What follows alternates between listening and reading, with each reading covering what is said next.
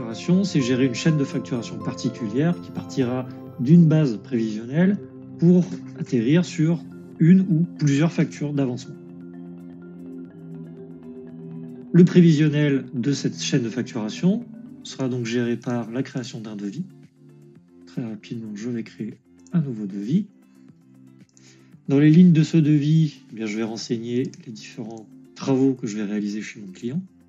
Alors, travaux que je vais pouvoir, encore une fois, subdiviser en tranches.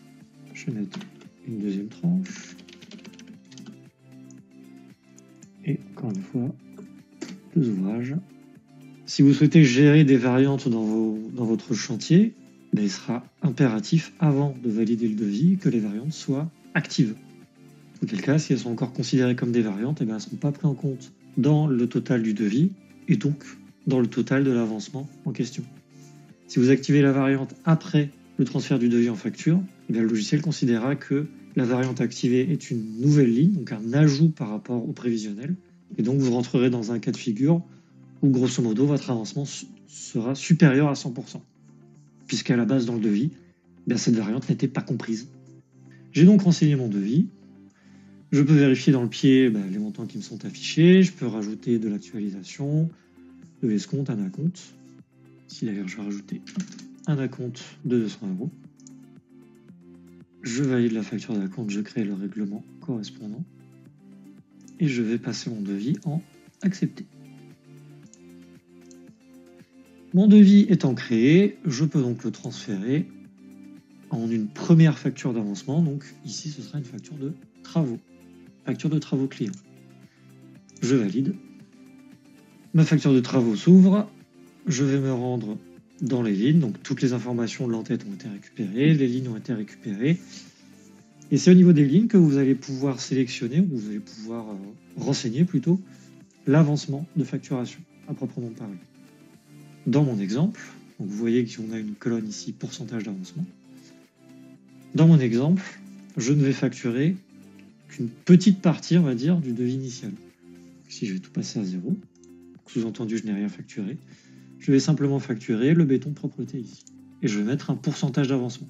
Si tout mon béton de propreté a été effectué chez mon client, je vais mettre 100%. S'il a été effectué à moitié, je vais mettre 50. Et ainsi de suite. Je vais rajouter cet ouvrage-là. Et le reste, je vais le laisser tel quel. Vous voyez qu'ici, il m'a calculé un pourcentage d'avancement global de ma tranche, correspondant à un ratio sur ce qui est avancé par rapport à ce qui ne l'est pas.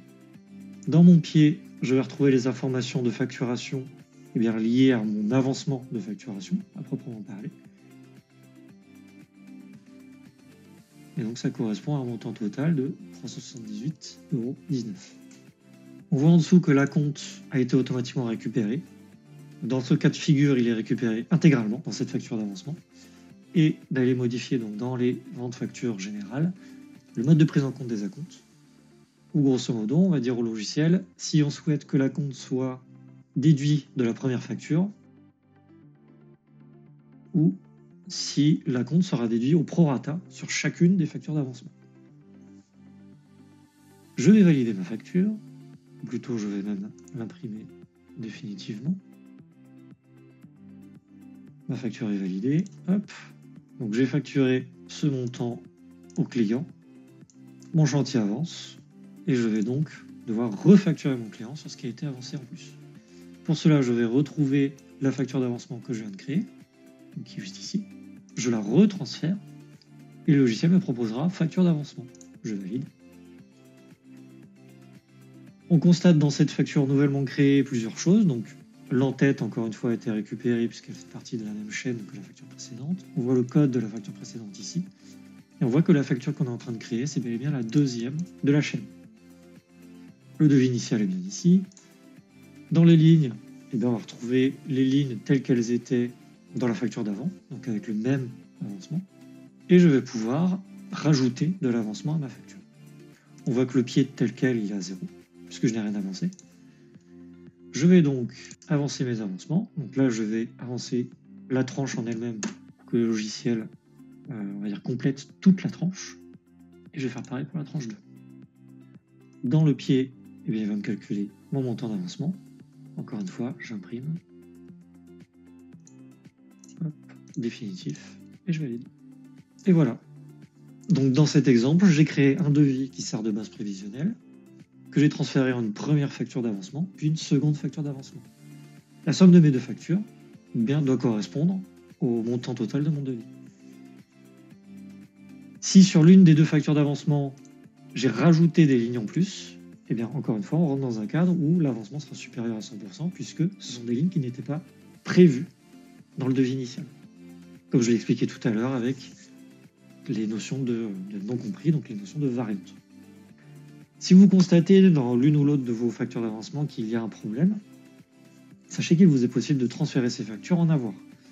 La règle existante à ce niveau-là est que vous ne pouvez transférer que la dernière facture en avoir. Si je reprends mon exemple ici, j'ai donc mon devis et deux factures d'avancement. Je ne pourrai donc transférer en avoir que ma dernière facture d'avancement, ici.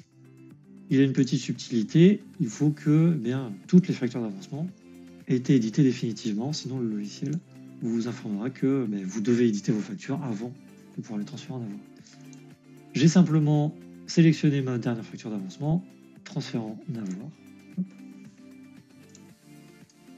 L'avoir est créé, il est juste ici.